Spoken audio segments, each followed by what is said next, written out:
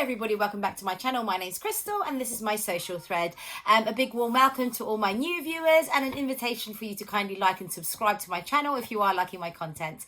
To all my existing viewers, thank you so much for coming back time and time again and for supporting my channel. I really do appreciate you watching, and all your comments below are great to respond to as well.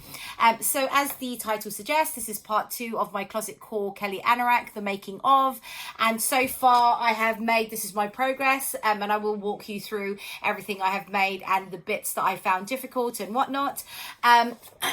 Sorry, excuse me. So let's start. So first and foremost, the first hurdle I came across when I was cutting out all the pattern pieces was I lost the pattern piece. Now I have the original Kelly Anorak paper pattern, and I had lost the facing for the hood, which is piece R right here, and I couldn't find it, and it took me about an hour just looking around the house trying to find this pattern piece, and I couldn't find it. And because I had the paper pattern, I couldn't then reprint it again because I didn't have the PDF, obviously. So I contacted Closet Core Patterns, and they told me to contact customer services, and they took about a day to reply, actually. But in the meantime, I had contacted a Instagram friend of mine. Her name is Sheila from Sheila Sews, and she had commented on my work in progress photo for the Kelly Anorak, saying that she really enjoyed hers and she wished that I had a good time doing mine as well. So in the end, I ended up contacting her, asking if she had the PDF pattern or the paper pattern. Luckily enough, she had the PDF pattern, and I kindly requested that if I could put half of the money towards the PDF pattern, would she be willing to send me the file so that I could print out that missing pattern piece, which she kind of did. So thank you so much, Sheila, for doing that. I was then able to print that pattern piece off, cut that pattern piece out, and begin constructing my my coat. And then the next issue that I came across was I didn't have enough quilting fabric, the thin slate and the William Morris interlining fabric to go for my hood. So I had to then leave the hood till the end, which I have done now. So I've done this part now. The hood hasn't been done yet. And in the meantime, I then went about quilting some more William Morris fabric. So I still had more of the William Morris cotton, and I still had more of the thin slate. So I ended up quilting this. So I've only done one row or one direction of rows for now, and I have to do the diagonal direction as well, and then I can cut out my 2 hood interlining pieces and create the hood for that as well. And yes, and then the next issue was what was the next issue? So yeah, and then when when that issue was resolved, I then realized that I was missing my front piece. This front piece here, and I do remember vividly cutting out 2 front pieces, and the reason I remember it so vividly is because I had to do some hand tacks for the positioning of the pockets on each one, and again I spent a good hour or so, not in all in one go, but looking for that pattern piece, cut out pattern piece, and I just couldn't find it. So in the end I had to cut out another piece, which I was really dreading doing. So I had to cut out another piece, and then that was that, and then I could base that all together. So going to the instructions, I found it a bit overwhelming because, what did I say? I've got these instructions here, which is the original paper instructions for the paper pattern. And then if you buy the expansion pack that has the lining, you get another set of instructions which supersedes the paper instructions. So this expansion instructions doesn't only have the instructions for the sleeve as you would think. Well, that's what I thought. It has the instructions for the whole thing, including a different way of constructing the sleeve and adding it on, if that makes sense. And so with the lining as well, so with this expansion kit, they have a different sleeve as well, which I have mentioned before. They have a wider sleeve without the cuff in comparison to the original instructions that has the narrower sleeve with the cuff. I decided to go with a wider sleeve without the cuff because of my quilted fabric. I didn't think that the cuff would work well with the thickness of the fabric, just the ease of sewing that together. And so I decided to follow this set of instructions. Because why was I doing that? Because of the sleeve, right? Although I am not lining my Kelly, I interlined mine, which technically I should have followed these instructions for that, if that makes sense. And to complicate matters further, they have a free pattern for a different type of pocket. So there's another set of instructions for they call it waterproof pocket. So originally, the original pattern, this placket is a faux placket, and you just insert your hand through this gap here. With the waterproof version, they've made it a real placket, so that opens up and then you insert your hand in once you've opened the placket, the flap. And so I wanted to go for these pockets. So then I had to keep switching between this and even this as well. So it was all a bit muddly, it was all a bit confusing, but in the end I got there.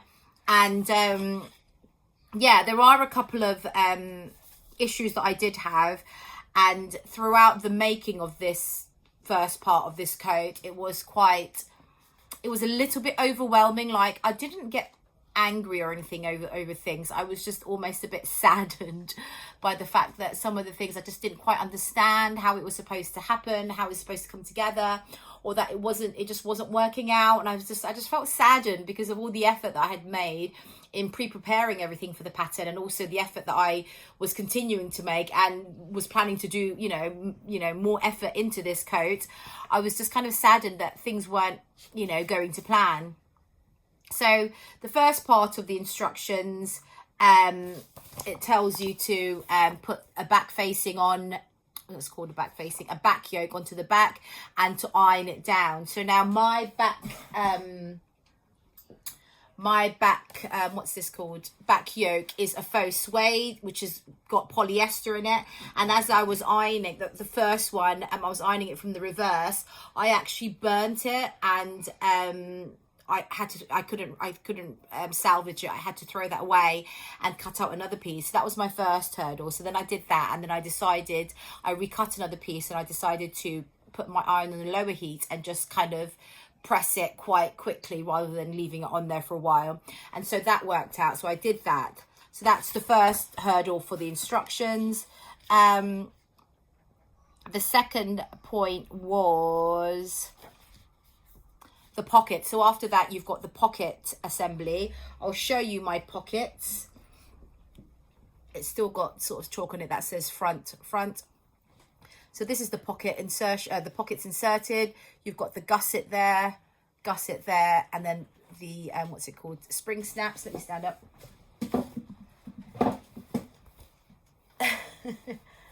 That's it. You've got the spring snaps on, and then that's your pocket there. I have lined it, which it doesn't say in the pattern to do so. So that's my first pocket. So this one actually pattern matches really, really nicely. Don't know if you can see. So all the lines all pattern match all the way. It's the red vertical line, a red horizontal line there, red horizontal line there, red horizontal line. All the lines pattern match beautifully. This is the navy vertical line. So that all pattern matches nicely.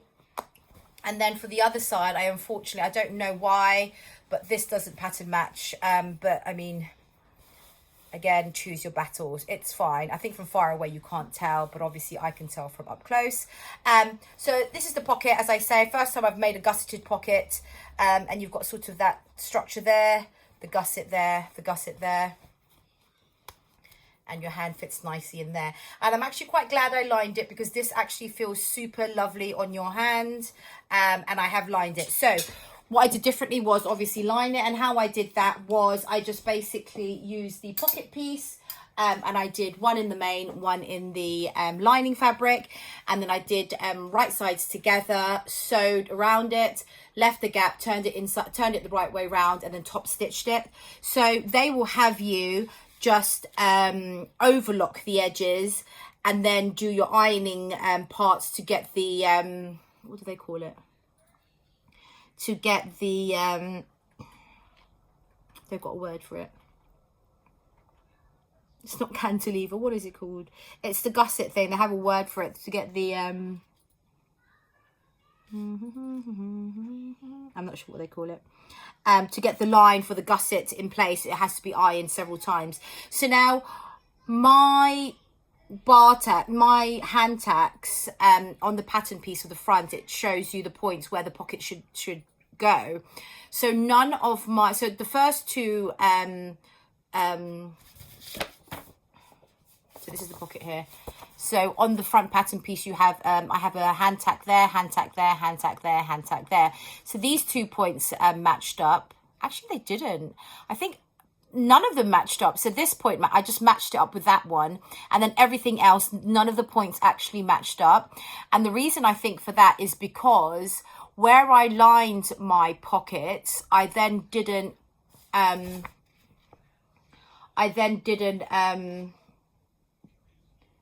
don't know why mine didn't line up. Was mine a bit smaller then in the end? I'm not sure. So anyway, luckily my fabric did have lines, horizontal and parallel lines. So I just kind of went with one of the marker points for the pocket. And then I just kind of evened it out with everything else. And the pockets was actually, I mean, it is a relatively easy sew, but for some reason my one wasn't matching up with the description of the instructions in this particular instruction booklet. And I can see now that there is a bit of discrepancy. So for this pocket here, it says you have to join the 2 corners together, and then it turns out like this, and then it turns out like this, and then you sew, and then you cut the trim edge. So that's fine. But because I wasn't following this pattern, these instructions, I was following this. So let me just show you side by side. These are the same instructions for the same piece of the same step of the pattern. So if I had followed this one, I would have understood it more, because where they folded it, you can see that the line, this overlocked piece is here. So they've literally just folded it on top and sewn over there. So that was easy to follow in terms of diagrams. I could see sort of the next step. There was nothing in between that was kind of like what happened in between. It was this step to this step. That was fine. On this side, on this particular set of instructions though, they use a pocket facing the other way. So they've used the other pocket, if that makes sense, but they've still used the same, subsequent photos from this orientation, if that makes sense. So from this to this, I couldn't understand why the overlocked edge had then moved to that side. And so I was kind of confused as to how to do it. So in the end, I had to just do it with a, I basted it and then turned it out inside out, the right way out, to see if it worked, and then went with that because I couldn't figure out how this had moved to this side. And now I realize it's because they haven't done that instruction properly, if that makes sense. I hope you understand what I'm saying. So they should have just used, they should have just used the same, that side of that pocket side as opposed to the opposite side, and then those diagrams would match up nicely with that. So that was quite confusing. And then, so that was confusing. And then also, once you've cut this part here, so once you've sewn that, you just cut it and you leave it raw. But then you would have, I mean, it's not overlocked, so you would have like a fraying seam on the inside of your pocket, which I thought wasn't very good because it's an open seam, it's a raw seam. And so what I ended up doing is I did like a French seam, which I now know what a French seam is. So where I sewed that, I then cut it there exactly like this. And then when I turned it right side out, I then sewed it down, as I'll show you here. I sewed it on the outside here. And then you enclose the seam, the raw seam inside there. And that gives you a bit of structure as well for your gusseted pocket. So that's what I ended up doing. So that was different from the pattern. As I say, these points here didn't match. That was different. And the lining of the pocket was different. Now, the whole point of the lining of the pocket was to enclose the raw edges, but also to not have this... this bit here touching your hand when you put your hand in. Unfortunately, I put that on after I'd lined the pocket, so it doesn't really matter. But I mean, it's not that bad. It's not like scratchy or anything. I think it's fine. So that worked out quite well. So that's what I did differently with the pockets.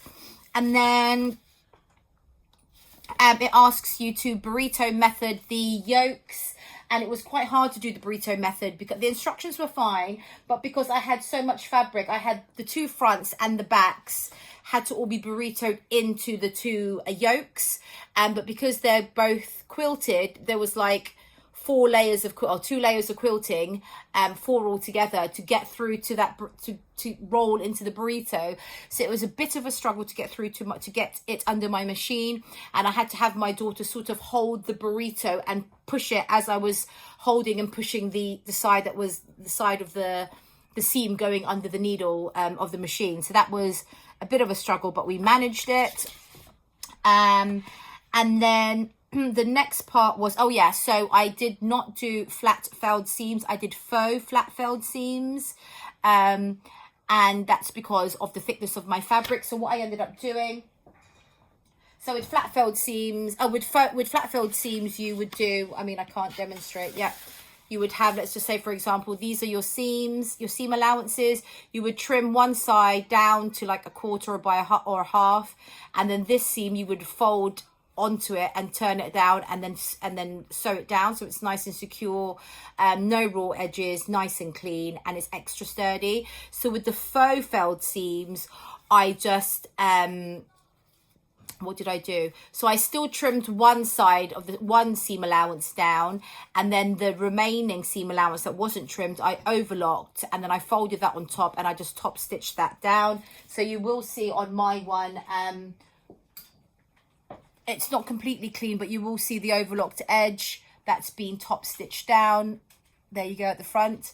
I don't think it's that bad from the inside. I mean, from far away you can't see it, but obviously up close you can. So that's what I ended up doing for all of the seams that called for flat felled seams, which so far are the yokes and the shoulder. So that was quite tricky as well, because there's a lot of fabric in there.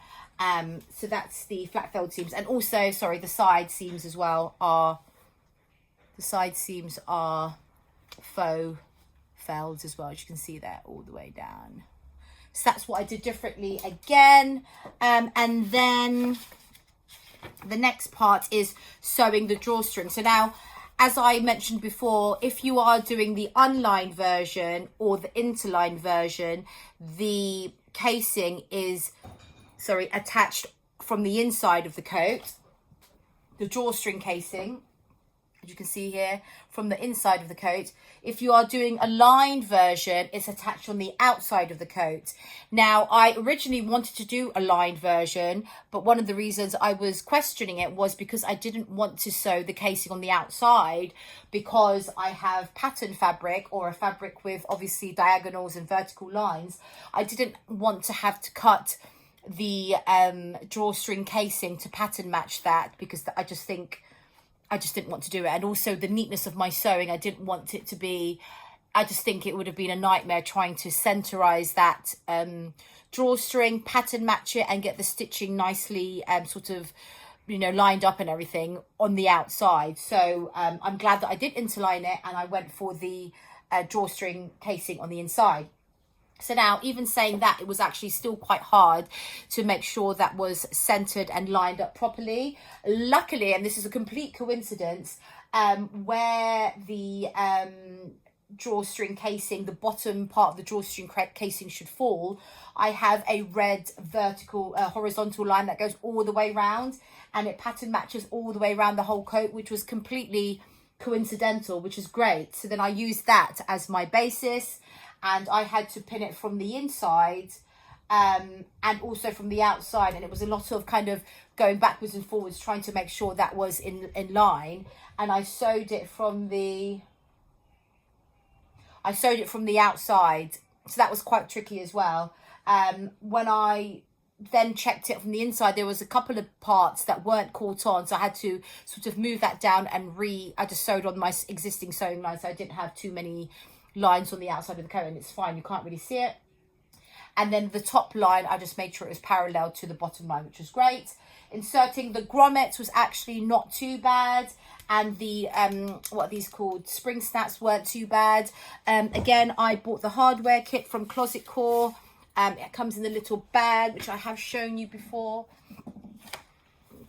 and it came with all of the things, all of the tools you need to install the hardware. And this is sort of like the base thing that you put it on, and you do all sorts of things. The spring snaps are these and these, and then the grommets. The grommets are, so I have 3 grommets, 2 to use and 1 as a spare. So these are the grommets here, and quite a few of the spring snaps. Now, they give you these tools. They are labeled. It's got like B31. You know, they've got labels on them. So in the instructions, it just tells you to use the manufacturer's instructions for inserting these grommets and snaps. So on the Closet Core website, they do have a sew along with photos. Unfortunately, it's not a tutorial. It's just a kind of blog sew along. And they just sort of say, oh, use the tool with the small hole or what have you. They don't actually identify the tools, which I found a bit annoying, because they are easy to identify because they have individual markings on them. So this says 6mm. I mean, they have individual markings. So basically, I then just had to do like a trial and error to see which ones went with them. I mean, there is a little bit of common sense. You can get by with a bit of common sense, which is fair enough. But because I just thought they're easy enough to identify and to separate from one another, they should have just said, now use tool 6mm tool blah blah to insert this, and then use this tool to insert the grommet, and that would make things far easier, because some of the tools could be interchangeable, but then if you use the wrong tool, you might then end up flattening the wrong piece of metal, and it just won't. Anyway, I just thought they could have identified the tool and told you exactly what tool to use for which metal hardware. So that was just my only point with that. In the end, I ended up doing it, and it was fine. And then I inserted the drawstring whilst sewing the channel in, because that's what they say in the pattern, and it's harder to then, rather than putting a what's it called, a safety pin and you know, feeding it through all the way round. It was just easier to do it, kind of envelope it in whilst I was putting the drawstring channel in. So, and then the hardware kit comes with these little spring things here, and it has a metal, I don't know what they call it, angler, I'm not sure what it's called. But for those of you that watched my first video, you'll know that I bought this hardware kit a couple of years ago now, but I failed to check what was in it, and I only had one of these, which is really annoying because obviously I can't complain about it now. So I only have one of those. But actually, having said that, the drawstring is quite thick, and so I've knotted the end, and usually you would knot the end of the drawstring and then you would put your ends like this, but it's the knot is too big, so I might just get rid of that altogether, or find a bigger one, and just find a bigger one that will fit around this knot, or just knot both of them and just remove that. So that's that. And then, so that was quite tricky. So the pockets and the drawstring casing was quite tricky, I think. Pockets because of nothing was matching up with my points, and the casing just because the case of just getting it straight and in the right place and making it look neat and tidy from the outside. So that's that. So the next big thing was sewing the zipper placket, or the button placket. Now this involves 1, 2, 3 different plackets, J, K, L, and M, 4 different plackets, J, K, L, and M. And it was quite confusing as to which was which. Actually, it wasn't quite confusing. It was just because it was such a big stage and it was inserting the zipper in there as well. I just wanted to get it right, because that's kind of the main feature of the coat. And I was actually pleasantly surprised at the end when it all came together. That was my first sort of moment of like satisfaction, and realizing that actually this probably will turn out okay in the end, just because when I inserted the zipper and done the placket, it just looks so beautiful and professional. I was just so impressed with myself, and the fabric just looks so gorgeous, and it kind of reminded me of one of those, like those hunter jackets by Jules or by Barber or by like Ralph Lauren, you know, those kind of hunter jacket style thing, which is kind of the inspiration I had anyway for combining these fabrics for this particular anorak. So anyway, I won't go through how to do the plackets and stuff. I mean, it's all self-explanatory in the booklet. But what I will say is, because my fabric is a woven, it's quite a loose woven fabric, where I have been handling it, things were stretching and moving about. So with the plackets, they should match up at the top And at the bottom, which they do here, top and bottom, but my plackets were, 3 of them were not in line with each other, so I ended up having to cut them to size and then continue with the instructions. But that's not the fault of the pattern, obviously. It was the fabric that I chose to use. And then I inserted that nicely, and that all went well in the end. What I will say though is, if you are wanting to make this pattern and are wanting to twirl, just to note that with the twirl, if you cut out the front pieces, to know how big it is going to be on you, there is an extra, I'd say an extra inch. So if you were making a twirl and you obviously do the back piece, the front piece and the sleeves, just know that there is an extra inch at the front part of your placket in terms of you know, fitting you. So if it was when you tried on the twirl it was too tight, just know that there is an extra inch that you get with the placket to see if that will fit. And yeah, so that's helpful, I think, because when I was making my twirl I didn't know whether it would fit or not actually, so I kind of did a mock sort of placket on my twirl, and I kind of figured that it would come out a bit, but I didn't know by how much really. So now I'm glad it does fit. There's an inch extra there. And yes, so let me just show you how it, so that's the front placket there, and then you open it up and then it has kind of like, this is the extra inch bit here, the zipper placket I would say. And then on this side, this zip is attached to the actual center front, so there's no extra fabric there, and this is kind of like a back placket I suppose at the back, and then it zips up really beautiful. I could try it on, can't I? Let me just put the way. So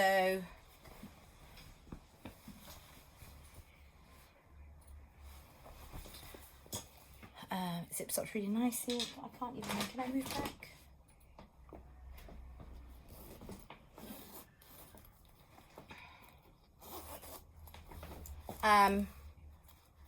And it zips up really beautifully. And then you would have obviously your spring snaps here, and then that folds over and the spring snaps match there. Can I move this back?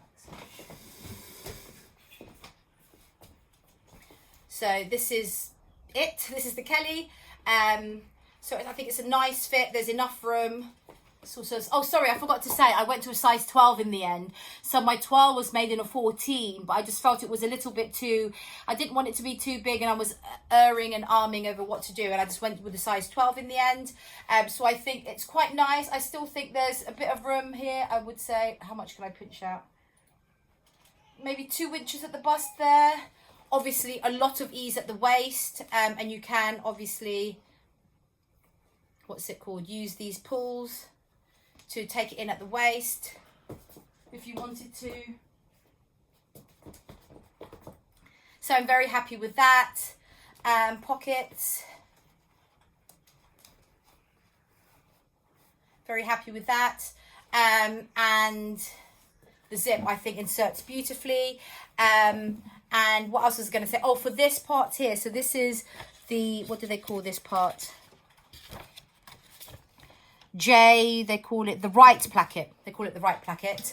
All the seam allowances are 5/8 of an inch unless otherwise specified, and I think most of it was 5/8 apart from when they were turning over some edges of some bits and pieces. Anyway, 5/8 of an inch. Now I have heard on Rachel's blog from Stitched Up and other, actually only on Rachel's vlog, she said that when the finished placket was closed, the button placement, if you were to put, say, a spring snap here, on the other side, it was just, so the spring snaps were so close to the edge because, and it couldn't go any further in because on the other side, it would then be hitting the zip, which wouldn't work, obviously. So I was quite conscious of that because I didn't want it being at the end. And I have seen some photos of other people's anoraks where their opposite spring snap is actually right next to the zip, which I didn't want, obviously. So what I did for this particular front placket here is, instead of using a 5/8 inch of a seam allowance, I used a 3/8 inch of a seam allowance. So I have a little bit extra just to make this part here wider. So then I've got enough space here to put the spring snap on the other side. This baby crying outside. So that was all that I did there. I'm doing a vlog, my love. And then what else is happening? Oh, okay. So, and look, look how nice that is. That's fully enclosed there. And then this one is just the edge, and then that's the placket there, all in there. So, what was I going to say? What's next? Let me move this back a bit.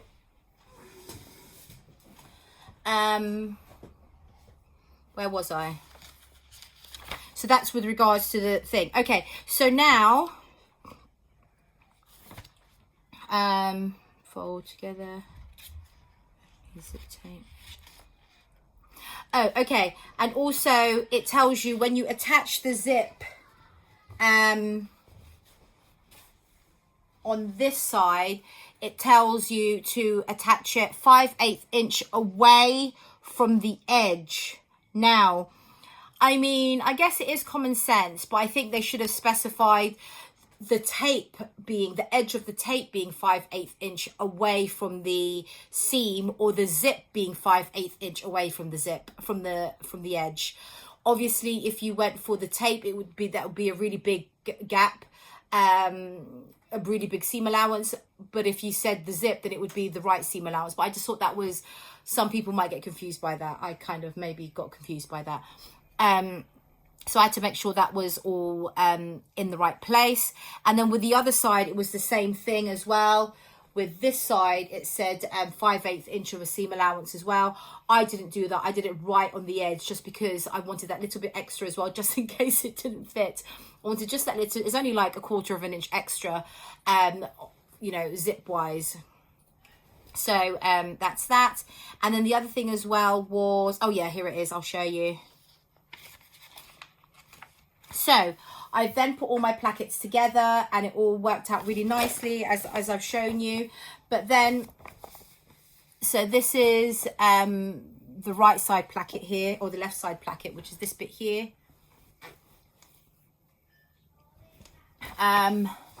So as you can see, that's been put in. That's all nicely done. So here, once you've finished that bit, you can still see the front part here has got like a step, and that I assume was for the hem to go up, so you've got it there.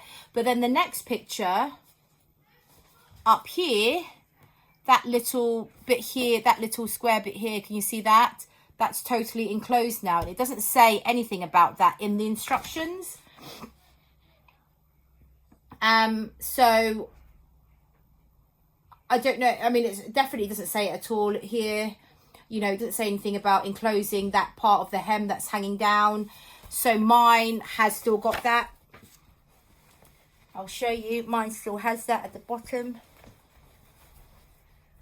So in the instructions, it goes from this bit here with the step. You can see I've got the step here. There's got a step there, and then it goes straight to this bit here without the step. So their one has kind of gone like this. Their one has kind of been enclosed somehow like that, which I wasn't understanding at all. So my initial reaction was maybe this bit should be right at the back here. So maybe this bit should have been sewn like this, making that zip tape stick out like that, and then that would go under there, enclose. So that would make sense. And then you've got that zip part here. But looking at the photos and looking at people's makes, there is that placket there that remains like that. Let me show you. Here, this finished make, you can see that the bottom placket still has that extra, that placket at the back, so it's not fully folded underneath. So I don't know exactly what happened there and how that works out, but in the end, I just think I am just going to hem that up anyway, and then that will then line up with there. Again, I don't know why there is an inch here, then there is a step, and there's an inch there of hemming. I would have just maybe cut the fabric there. So I don't know why there's a step there at all. I don't know. So what I plan to do with mine is I am going to trim the rest. So this is 1 inch from here to here. I'm going to trim that all the way down. And then I am going to actually, once I've trimmed that down, the basting stitch for this interlining will come off, and I'm going to cut the interlining off, so I only have this main fabric to hem up, so I won't have the extra thickness at the hem, and I think that will work out quite nicely. Similarly with the sleeves, let me show you the sleeve, a sleeve. I think I will do the same. So this is one of the sleeves here. This is my interlining, so it's quilted again with thin slate, but with slippery acetate lining. Similarly with the sleeves, when I'm doing the hem, I think I am going to unstitch the basting stitches that holds the quilting and the main, unstitch it to the hemline, and then I'll just use the main fabric to hem over, so it won't be as thick as well. I think that will work out quite well. I'm going to overlock it and then hem it down with the main fabric only, without the quilted part, so it's less thick. And with the lining of this, I'm also going to put some bias binding, which they do say to either serge it or put bias binding, and I've decided to go for some red satin double fold bias tape to pick up the red strawberries in the print, and I am going to do it as such. Let me just show you. So it will be like this, and then quite fiddly. So the finished hem from the inside will look like that. It'll be much thinner, obviously, and much neater. And in terms of hemming it, I'm going to attempt to do a blind hem stitch using my machine, so that I don't have stitches showing on that side, and I don't really fancy hand stitching that either. Excuse me. So that's what I plan to do with that. And then what was the other thing? I'm going to use this as well to attach. In the instructions, they ask you to, when you attach the hood piece to the main, to cover this neck seam allowance with bias binding or serge. So I'm going to use bias binding all the way around here as well to not coordinate, to I guess to coordinate with the bias binding at the bottom, and also the hood facing here, where it tells you to fold over by 1/4 inch and fold over again and sew it down. That's the hood edge on the inside of the hood. I'm going to put bias binding there, so the finished coat will have a line of bias binding around the hood, bias binding on the neck and bias binding at the hem, and I think that will all kind of work well together. And then, as I say, the hood hasn't been made yet because I ran out of the quilted William Morris fabric. So I did show you that quilted fabric that I'm going to cut the hood out of, and hopefully I'll make that tonight. And with the sleeves, they have been made. So with the sleeves, again, I was flicking between different instructions. So I didn't use the original paper pattern instructions because this has the instructions for the smaller sleeve with a cuff, and I didn't have a cuff for this, so I went for the expansion pack instructions that was for the wider sleeve without the cuff. And just in doing so, I kind of rushed ahead and I just sewed the two, the lower sleeve, it's a 2-part sleeve, the lower sleeve and upper sleeve together, both the seams, and I prepared them for faux flat felled seaming. And then I realized that I couldn't do it.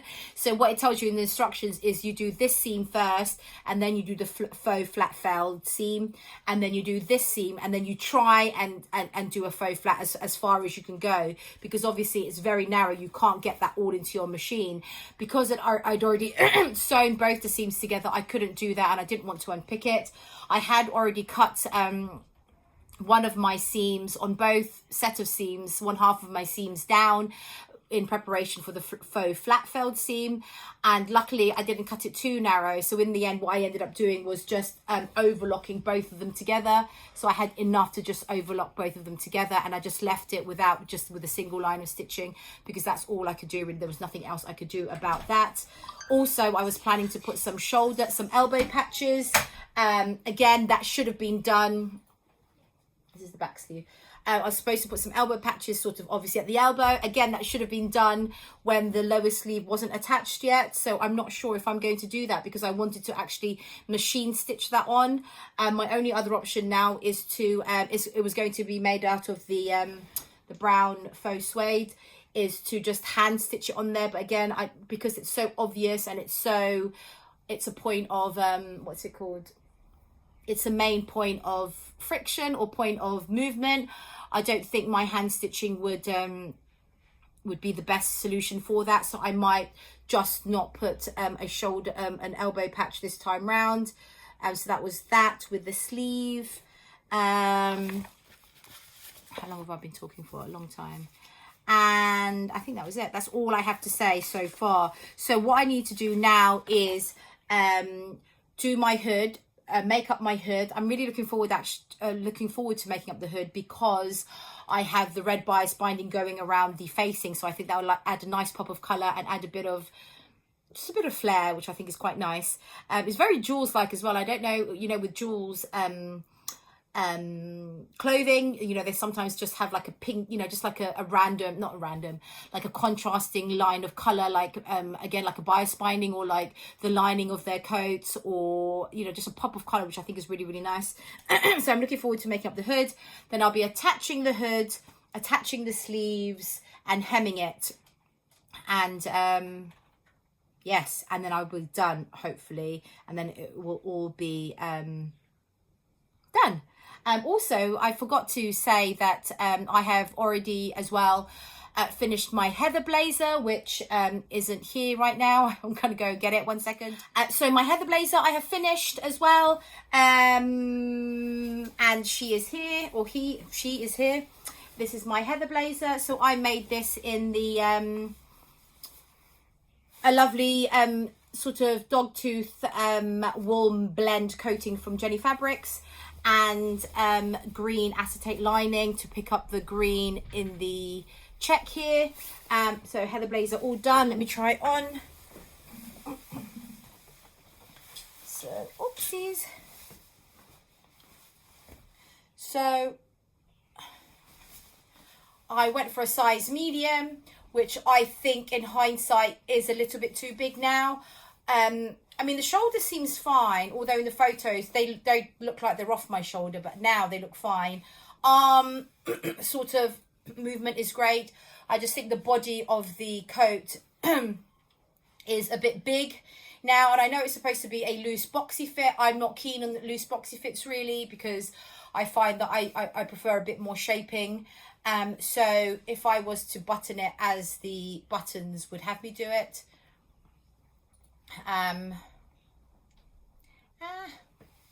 I find it is quite boxy, and there's a lot of room here. I would say 3 inches on each side. And if I was to, I mean, it almost is like a double-breasted coat, in the sense that to actually fit me with the fit that I would want, it almost would be like the buttons are here, buttons are there.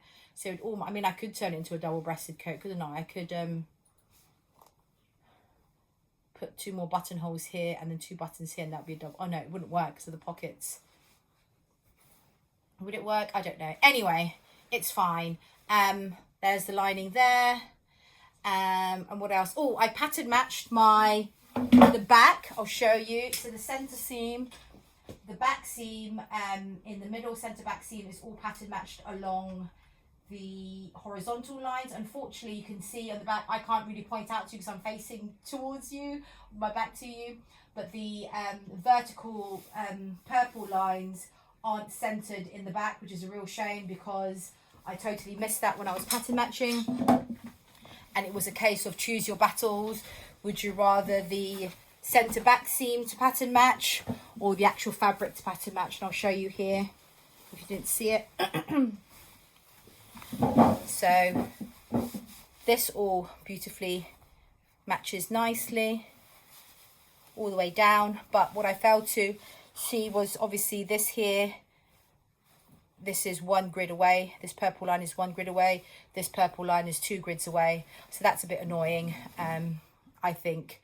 But it was, yeah, anyway, it is what it is. But yeah, so that's that. I'll show you photos of this one right now. And that's it. Thank you so much for watching. Part 3 will be the final reveal of the Kelly Anorak and a complete review, I suppose. And yeah, any questions, please do ask or comment below. I do think that the Kelly Anorak is a great pattern. There are some bits in the instructions that maybe it's just me, because I don't think anybody else from the vlogs that I've seen or blogs that I've read have had issues with the bits that I've had issues with. But in the end, it's fine. And I think the resulting garment, even now where it's unfinished, is really beautiful. And I think it's well worth the while making it if you are interested in making one. And again, it is an anorak pattern. I'm not an anorak person. Like, an anorak for me is sort of, if you're dog walking, if you like the outdoors, or walking out in the countryside and it rains a little bit, you know, that kind of thing. That's not me. I'm not that kind of person. So the reason and so that's why I went for a wool version of the anorak, because it's kind of like a winter coat for me, like a casual winter coat, and that's what I wanted. But yeah, very, very happy with that. And I can't wait to get it all finished. Again, I think I will hem it and see how short it is.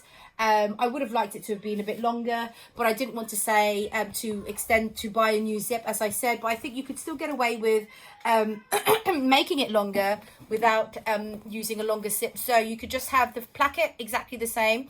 And actually, I was out in the shops today and I saw a gentleman wearing an anorak, and his placket was this high, but the rest of his coat was down here. So it kind of went out like this, and it looked perfectly fine. So maybe if I was to make another one, I would lengthen it maybe by like 1 inch, plus the seam, plus the hem, so I have a bit more coverage on my back. But I won't have to extend the zip or the plackets, and I think that looked quite fine. It's just a thing if you wanted to do that. But yeah, in the meantime, thank you so much for watching, and I will see you again next time. Take care. Bye bye. God bless.